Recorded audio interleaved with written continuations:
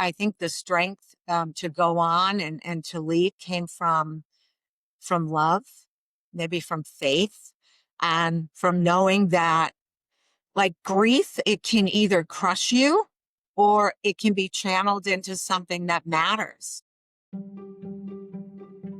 Hello, everyone. Welcome to the Growth Blueprint podcast. I'm here with my partner, Tabitha. Hi, Tabitha. How are you? Hey, good morning, Chris.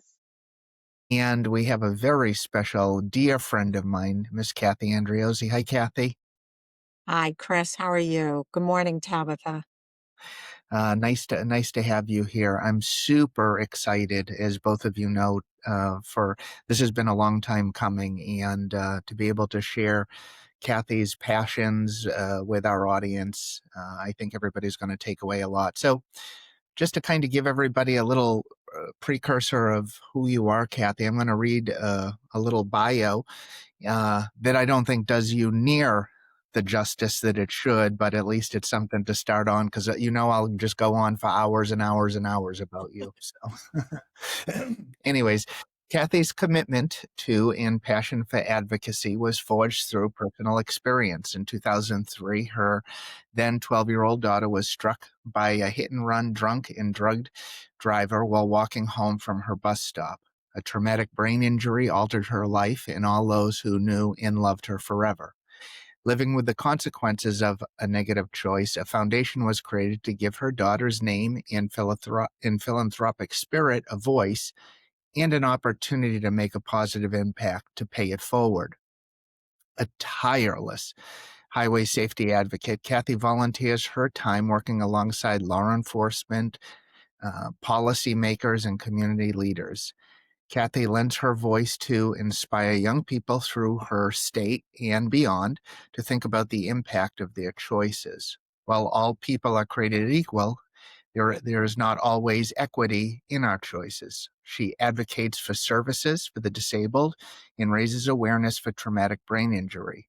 Realizing there is a choice in every moment, finding the courage to make a difference, and sustaining hope for the future, she works to level the playing field in undeserved communities, helping to alleviate food insecurities, provide resources, and support secondary education opportunities to break the cycle. On November 1st, 2022, Tori joined her beloved brother, Robbie, who passed in February 2018. Cathy greets each day with a promise to honor the memory of her children and make them proud. The motto of their foundation, life as you know it can change in a moment. Choose well. Cathy, welcome to the Growth Blueprint. Thank you. I have a million questions. First of all, there's that motto. I want to highlight that in neon here because I think that would be a game changer. Everyone had that motto. That's amazing. I would love it, Cathy, if you could start. Tell us a little bit more about your story. And in particular, when was that moment? We all go through things in life. Many of us tackle really big challenges like you have. What was that moment where you knew you were called to lead as a mom, as a voice for others? Tell us a little bit more about your story and then about that moment. Okay. Sure. We were a typical family of four: mom, dad, brother, sister. Everybody got up every day and either went to school or work. And I always say our life was a bit of a wash, rinse, and repeat, being martial artists. It was after school and dinner, it was off to the karate school. And certainly we expected that cycle in our life to continue for quite some time. But um, a choice that one person made in one moment changed all of that and threw us into a life that was totally unrecognizable. My kids were coming home from school one day and just 10 feet from their own backyard, my daughter was struck from behind by a drunk driver. And that just, as I said, propelled us into this totally unknown world. And it was an incredibly long and difficult journey. And I don't think there was any one single moment. There was no like lightning strike that said, we're going to lead. A lot of it came from some of what I knew would be my daughter's wishes. First, as a mother, the paramount issue was just trying to survive the unthinkable. And, as you know, she survived, but with a massive brain injury that rendered her quadriplegic and in a minimally conscious state. And we were so fortunate to have Tori for almost 20 years. And even though she was in that condition, her spirit never left. She was this wise, empathetic girl who stood up for the underdog, and you could still see it. So speaking out in the beginning was just a way to get her what she needed. But I began to realize that my voice was carrying hers. The voice of a girl whose favorite movie was Pay It Forward, who believed in making life better for others. And when I put it in that context, I understood that her story could actually save lives. It could change them, and it could inspire people to make better choices. And that's the day that, or the moment, I should say, that I realized I could lead, maybe not just as her mother, but as a voice for those who couldn't speak for themselves. I love this connection between being her voice, this voice that you knew was so powerful but couldn't speak in the same way anymore, and then translating that into being the voice for others. That's incredible. I love that. So, Cathy, I have a question for you. And it's the question that I know anybody that knows you has. And I know you're going to answer it quite humbly, but I'm going to try to press you a little bit. Many people would have shut down in the face of such a tragedy. What gave you the strength to step forward and lead? And uh, as far as a personal relationship, I don't know anybody that gives back more than you do and does it with such a gracious heart, with love, without taking the bitterness of a tragedy that happened to you with you. So, can you talk about that? Because we're all going to face things, but what you faced is right up there, worst Ah, of the Well, worst. well, first, thank you, Chris. Thank you so much. But the truth is, I certainly in the beginning, I didn't feel strong at all. Right? I mean, we're devastated, we're grieving, we're unsure, we forget how to breathe. But I would have to, one of the things was obligation or duty centered. My daughter was still there, my son was there, my children needed me. And Tori, not just for her daily care, but to fight for the things that she could no longer fight for. As we said, she had always stood beside those who didn't fit in and those who needed a champion. And I knew I had to carry that forward. I would also have to say, I think our martial arts background was incredibly helpful with that. It was the physical and mental fortitude that we forged through studying the arts, I think, that helped to carry us forward. But more paramount than that, I think the strength to go on and to lead came from love, maybe from faith, and from knowing that, like grief, it can either crush you or it can be channeled into something that matters. And, every time I spoke out, like in schools, at communities, or even to lawmakers, I saw how people's choices could start to change. And that in itself gave me the resolve to keep going. So my pain found a purpose, and purpose, I think, is what gives you strength and helps you put your feet on the floor every day.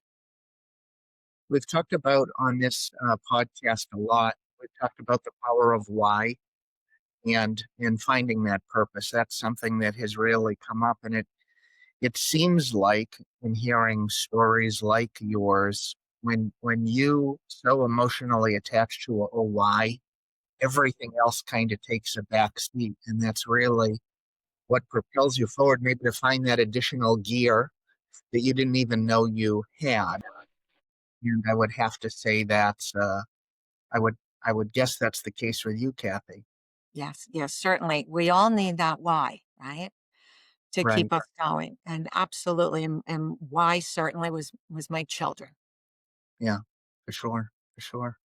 I'd love to kind of follow up on something you said because we've in the podcast, one of the things we do is try to find like what are some themes, regardless of situation or setting, what are some themes we can all kind of, and one of the things we've seen is the ability of some people to take pain, to take challenge and funnel it into purpose and passion and leadership and character. And certainly there are lots of people who are folded in by pain and challenge and are not able to do that. What's your thought on like what are those skills? What are those leadership qualities that people need to be able to make something wonderful out of something so awful? I think probably the most important quality that I can think of in that regard is, well, in any regard really, is authenticity, right? I mean, uh, you have to realize that you're not telling a story for attention, that you're telling the truth no matter how raw it is, right? So that authenticity, and the ability, I think, to be vulnerable, to let people see. Because if you are, then I think you can meet them at a place where they can relate. And until people see the there but for the grace of God go I kind of moment, it's difficult for them. You have to have that connection. And a resilience, certainly resilience, like the willingness to keep going, to stand up or stand out, even if you know that the results aren't going to be immediate. I know many times people would say to me, you just spoke to a room full of 100 kids, and what if none of them change their mind? What if it still keeps happening? And I'd have to say, I will always know the people who didn't get the message. You'll never know the ones who did. And that's okay. Just speaking that truth and hoping that it will stick with someone.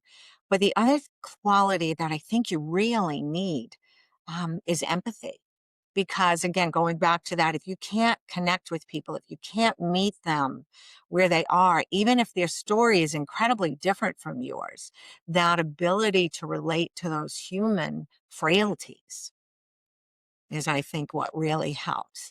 Knowing that courage is one of the tenets of our foundation, I would have to say the value of courage. I mean, certainly it's not that you're not fearful, because you are, but it's the willingness to act in spite of it. And there's a certain humility as well that I think you need to go along with all of that, to realize that it's never about you. It's about the lives that you can impact, where you choose to stand in the gap for other people. Those are some of my favorite words you just listed. Authenticity, vulnerability, resilience, courage, humility. I mean, those are some amazing words. It- Do you feel like those were part of who you were before all of this happened, or they were they built through the journey? Of course, I'd like to think that they were all part of me. But even if they were, the situation, it was like flowers that bloomed. We all need to be watered, and it helped to bring it out. Um, and a lot of it was just Tori. I mean, my daughter at 12 taught us so many lessons. And I tried to, I sometimes I thought my kids taught me more than I taught them. But there's a pure innocence in the way kids act, and you see the good because they're not jaded with life yet. And when you really look at that, I wanted to emulate them. I wanted to emulate their actions and emotions. I got a big one coming up for you, Kathy. Uh-oh. And this, you know, this I think is the key for everyone to be able to unlock their pain. But I don't think it's quite an easy question to ask. Is what role has forgiveness played in your personal journey, and how does that shape your the kind of the idea of forgiveness? And that is a tough one for me, because I don't know if I ever said the words. I forgive the woman who made the choice and changed our lives irrevocably. But what I can tell you that I did say is that I have no place for anger. Anger will not serve us. And whether that's choosing not to be angry, if that's a form of forgiveness, then that's really what helped me move forward. Hate, anger, all of that heaviness wasn't going to help us get out of the place that we were in. And so while what happened certainly was what brought us, it was the vehicle that put us in this position, but it wasn't central to our survival. Wasn't central to our survival. What was central was hope. So trading hate for hope and maybe forgiveness for faith, but just not letting that be part of our narrative each day. It what You, I know because we've talked at our lunches about uh, how you carry yourself in the midst of um, opposition that you sometimes face at the state level. People that are speaking about things and they really don't have the level of awareness that you do. And I think when I combine the forgiveness piece and then you have somebody make an outlandish comment, it's it's how do you control the trigger of that not bringing you back? that certainly can be challenging, right? I mean, in any scenario, not everybody is always going to agree with you. But I try to stay grounded by remembering why I'm there. I'm not there for the politics. I'm not there for the people or the photo op. I think of Tori and the families I've met who've suffered, and that keeps me focused. But I also realize sometimes the louder we speak, the less people hear. And so that also keeps me grounded. And I want to make sure that I lead with my values and not my emotions. It's certainly tempting to react when you're frustrated or when someone dismisses the importance of what you're fighting for.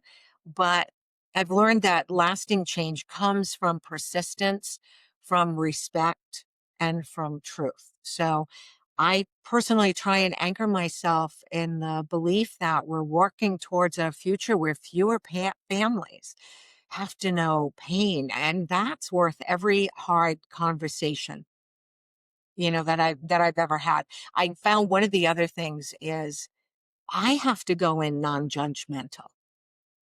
I have to open myself to truly listen to them. And I think when somebody who's pushing back at you, when they see you listening to them, whether or not they really want to, they start to give you that opening and start to listen to you a little bit. It's almost like a little game of tennis. It's a volley back and forth, but certainly being able to keep your emotions, your frustrations out of it and keep the value of what you're talking about at the center helps to do that. I mean, Chris, you said Kathy and I spoke the same language, and I'm like feeling it right now. Just, I love that specific language about the power of listening in these difficult situations, and to be able to put your own stuff on a shelf for a minute to listen and just sort of in the goal of having a difficult conversation and changing minds, opening minds. That's so powerful. I love bumper stickers. I love, like real verbal bumper stickers, not real bumper stickers. Change comes from persistence, respect, and truth. That's crazy powerful. Love that. Love that. Um, we've talked a little bit about kind of like the qualities that you've used to expand your work and to do this. And I'm curious, Tori's voice is still super strong even in this podcast. And I'm wondering, when you think about Tori's qualities, what are the qualities that you hope inspire our listeners and the people that you speak to grow in themselves, those qualities of Tori's that you're like, though, that I want to pass those on to other people? What are those? Well, thank you. I think that when people hear Tori's story, well, I hope that they're inspired to grow empathy, courage, and responsibility. Empathy, she, at such a young age, she had this extraordinary ability to see and stand with people that were overlooked. She showed courage and strength before and after the accident, even without words. But responsibility as well, because the tragedy that changed our lives, it came down to a single choice, and it didn't have to happen. You know, when something is totally preventable, it has this extra layer to it. And so, you know, I hope that, you know, she made a lot of choices in her young life that I think were good choices that when people, after the crash, people would talk about Tori, there were choices, there were stories that were full of choices that made, you know, me as a mom so proud of the way that she kind of was living that young life. And through her story, I hope that people realize we all have the power to make choices that not only can change our lives, but other people's as well. I hope that her story gives people pause, you know, that before they act recklessly, that they, you know, that they think through their action, you know, because those, you know, science tells us for every action, there's a reaction. And you know, to think, I always ask kids to think about what they want most rather than what they want now. And that was a character trait that Tori had. Tori had this ability to look at the bigger picture. She had this ability to look further down the road, even at 12 years old. What was it that she really wanted, and what did she need to do to get there? And I think that is something that's really essential for any of us. It doesn't matter what age we are. You know, what is it we want most in life? And what we're doing right now, what we're thinking about in the now, does that align with where we want to go? And I think that's something that's built of a lot of different character traits. That's amazing to me. That is not a quality that most 10, 12-year-olds have, that ability to think about what they want most, to sort of think beyond the moment is developmentally just above and beyond. I love that messaging. I'm wondering if you ever, when you're speaking with young people, hit resistance about that, just that piece. There are times, yes, you know, kids would come back with things like, I know what I'm doing, I can handle it. Um, but I always ask people to kind of put themselves, I tell them this is the closest you want to get to the consequences of a poor choice. And you know, sometimes they just have to see it through a different lens. They might not care what could happen to them, but they might really care about what might happen to their sibling and how their sibling would feel if they were no longer there, or if they were altered physically and mentally because of a choice that they made. So sometimes just being able to pivot what lens they're looking through helps them to see the picture a little bit differently and to realize that, you know, I tell people all the time, you're more powerful than you know, and you may not feel powerful, but the choices that you make can make or break, you know, your wants and desires in life. And so you have the power to choose which way to go. Kathy, you have just a comment from talking to you, and I think it's people are getting a sense. You have such a gentle way of course correcting perspective, and it's really wonderful because so many people would have that knee jerk reaction, and you just so eloquently, you know, just elegantly actually just guide and direct away from the framing of a question to kind of go around it. And it's like a superpower uh, that you have. It's very, very cool, and it's something that, you know, I'm working on for sure. but I know you're the right person to be delivering that message, especially to the younger children as they come up on such a critical time. So my question for you is, if you could, pick one leadership lesson you wish every young person could learn early in life, what do you think it would be? And it's tough to choose one, but Right? So I try to think of one that kind of puts everything else in the bubble. Um, I wish young people especially, but again, like these lessons really are no matter what age, right? That leadership isn't it's not about titles. And if I say it's about influence, I don't mean the kind of influence like with how many likes on social media or something, but you lead every time you make a choice that impacts people, whether you realize it or not, sometimes maybe whether they realize it or not. But when I think of the leaders that I have followed that I've thought were most powerful, they were people that leaded with integrity, with kindness, and with courage, even in the smallest of moments.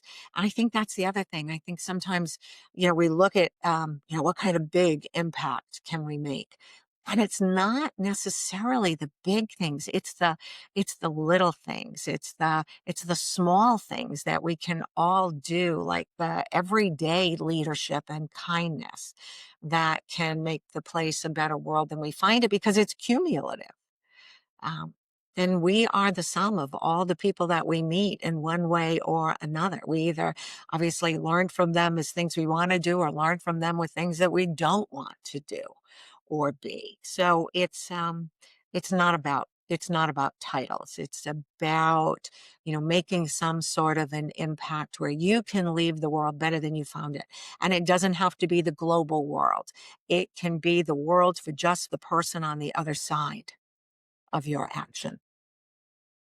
Kathy, could you tell everybody about the coin? Because I think, it's such a beautiful expression of a small act of leadership, of paying it forward, of being the better version of yourself. And I think it's so tangible. And when you say coin, Chris, what Tori had gotten to give to another young girl? The pay it forward. Yes. So, there's so many stories about Tori, and it's funny, as we go through our lives, as our kids are growing, it was just something that happened another day, and then afterwards, you really reflect on things. But Tori had this way about her. One of the things that we do is we have challenge coins that we give young people, or we give all people: choices, moments, courage, hope. The words that are the tenet of our foundation. But Tori gave me so many lessons that I share with other people. And one was the fact that she had found a person who, a young girl in her school, had a devastating diagnosis. She wanted to do something for that girl. She wanted to give her a pocket angel. And I took Tori to get one. And when we were at the register thinking I was going to pay for one pocket angel, my daughter had like 12 of them in her hands. And I looked at her and I was like, girl, you are 12 years old. How do you know that many people who have issues? And Tori's response to me, very grounded, very matter of fact, but very powerful. Sometimes we all need something to hold on to. And so one of the things that we do is we bring, little things that we share with the audience that we're speaking to, and we ask them to take like this little token stone and make that there's something to hold on to, put all of their hopes, dreams, wishes. Maybe they want to hold on to, someone's love. Maybe they want to hold on to respect. They want to hold on to dreams that they have for the future.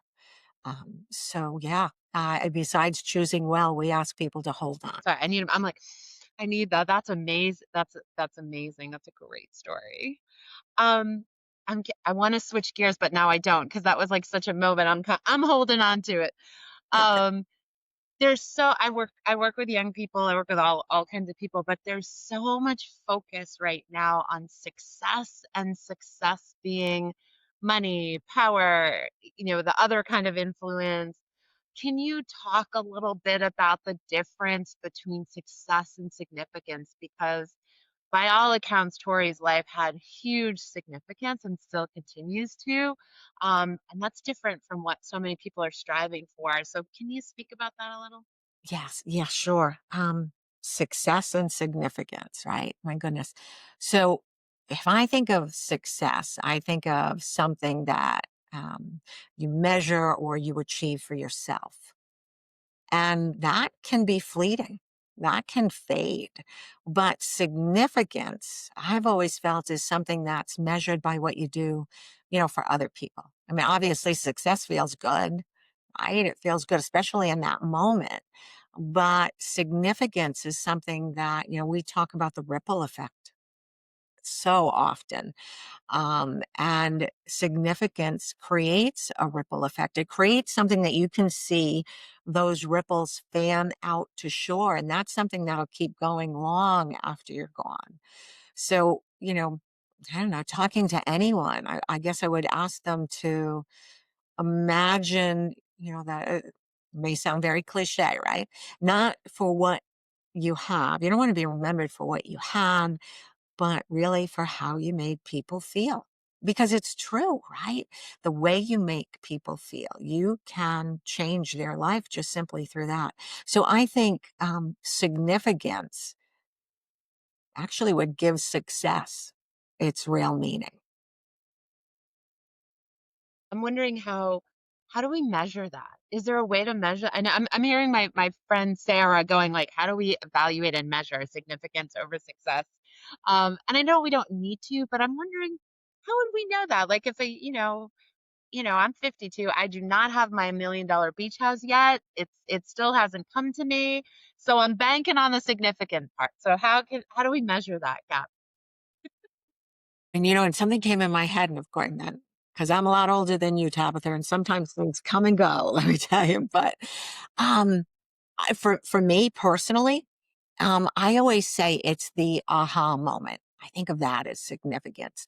I have run into people 5, 6, 7 years after they have heard Tori's story, and they tell me, they share, sorry, how often they have used her name and used her story to try and change somebody's mind about the behavior that they are participating in. And that, to me, that is significant. That success is significant. So it was success in the moment that those people heard what we were saying. They heard the consequences, but the significance was the fact that years and years later, that they remembered what they heard in that moment all those years ago. And I think the only way that that took root was because people saw themselves in that moment. People saw how it could have been them, not just somebody else. And so reaching people where they are, reaching their vulnerabilities, being able to figure out their love language, right? So they can understand.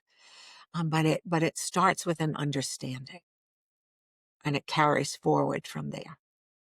Um, I have a question, and uh, Kathy, looking back, and I'm asking this so maybe you could um, maybe rifle down a list, but the question is around what are you most proud of, not just as an advocate, but a mother and a leader. And I guess the place I want to bring you to is you're an incredibly humble person.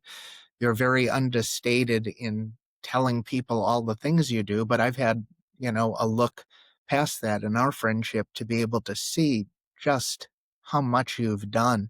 Maybe for the inspiration of the people listening, can you give everybody like a little look inside some of the things that you've done? Because maybe that's the ripple. Somebody's going to hear this and say, geez, maybe I could do something like that.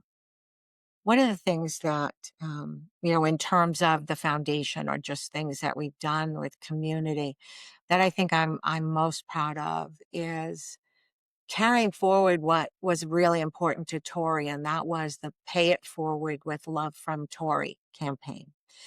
And we have had initiatives where we've had preschool and kindergarten kids decorate little lunch bags. And we've had elementary to middle school kids fill them with toiletries and personal care products. And then the high school kids get involved and they make lunches. And then the adults get involved and they help distribute them to organizations or to encampments for the homeless.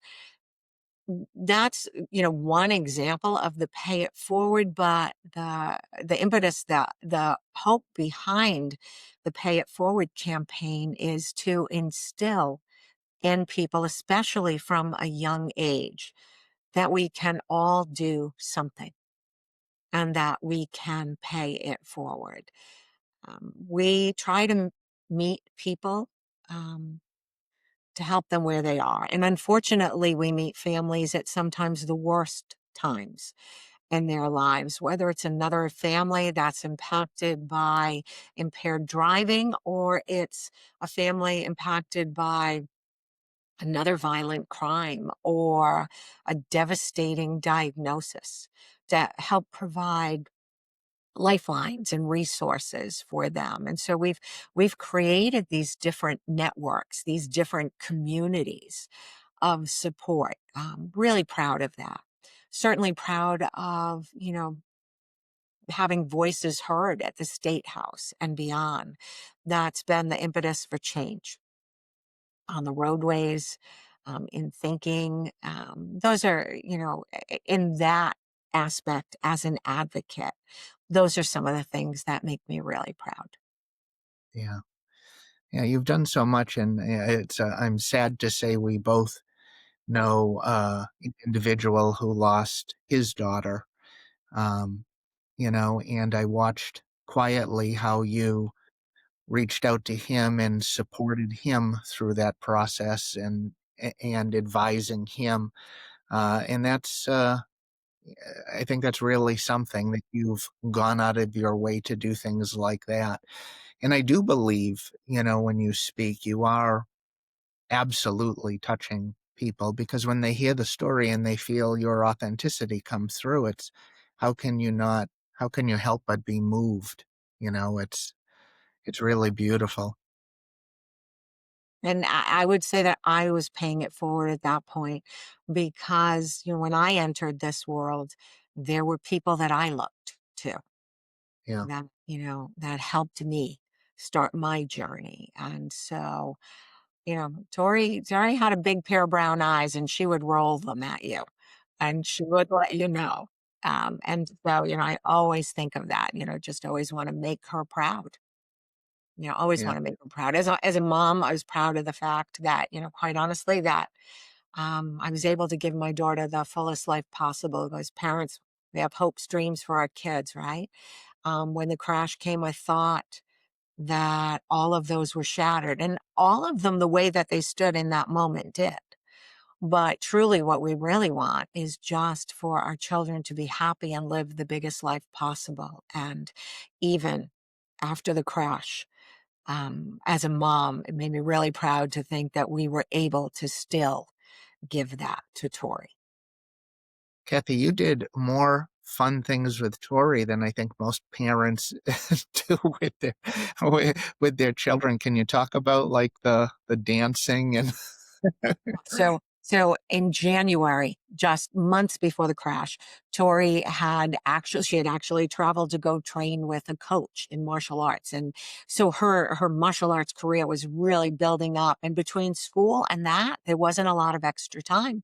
And yet this girl came to me and she said, "Mom, I really want to go back to dance." I loved dance. I mean, Tori always found a way to put a little J-Lo move into any of her, any of her performance routines. She found a way to do that, but she really wanted to get back to dance. And I promised her we would find a way. And then months later, I mean, that promise was shelved to the background. I mean, we were just the paramount issue was trying to survive. Years later, years and years later, I walked into a ballroom dance studio to practice for a fundraising event. I did not have a caregiver, so Tori came with me that day, and I rolled her into a ballroom studio. And this young woman whose head always rested in her headrest, all of a sudden I noticed was lifted out, and she was moving her head back and forth, watching the people um, twirl around a dance floor. And that was the beginning of Tori's ballroom dance career. So we talked to the studio, we talked to the instructor. Tori started dancing, and it opened up our world because I was a spectator, of Tori's martial arts. Sometimes I was a participant with her if we did some sort of a demo. And I was a spectator again in my daughter's life, watching her perform. And I also became a participant because it gave us something to do to dance together. Tori competed on a national ballroom floor. We started through her inspiration something called Danceability, which is a seated wheelchair dance program for developmentally disabled adults. And they get to perform on a floor, in front of a cheering crowd. And so that's uplifted their lives. I know it uplifted Tori's. Tori went swimming with the dolphins, and Tori even ran an obstacle course race. So yes, I proudly always said Tori came everywhere. Yeah, Did truly. that's super cool. Thank you for sharing that. Thank you, All right, Pat. Miss Tabitha. No, this is the hardest part about a great podcast episode. Is like, oh no, we need to wrap. And I'm just like, just personally, so I have so many nuggets that I've written down that I want to reflect on later as a person who cares about this work, but also as just a mom. And I'm truly personally touched by your story and Tori's story. The visual I have of her big brown eyes dancing right now is like really super clear. So I'm so grateful. Thank you so much for sharing your time and your experience and your wisdom with us, Cathy. It means so much. And it's people like you that allows us to really highlight the value of this work in all spaces, just creating these containers where humans can thrive as leaders and as humans and support each other to do that. And this, you've shared that in so many beautiful ways. So thank you so much for being here. Thank you. And I know Chris and I, our goal is to really bring this work to light. And our hope is that every conversation we have with people like you, we can learn and value this approach, that we can take this topic from like, wouldn't it be nice if we had strong leaders and people with great character to like, no, we need to be thinking about this in all of our spaces all of the time. And so on behalf of myself and my amazing co-host, Master Christopher Rappold, thank you to all of our listeners for tuning in. We invite the people who joined us to please subscribe so you don't miss any more episodes, and to please share the growth blueprint with your network so we can build this movement, attract other amazing guests like Cathy. And our promise to you is we're going to keep trying to bring you these nuggets, this insight, and episodes that are packed with inspiration, strategies, and steps, just like Cathy shared with us today, so that you can continue to improve your container. So thank you. Thank you to Cathy. Thank you to amazing co host Chris. And thank you all for listening. We look forward to the next conversation.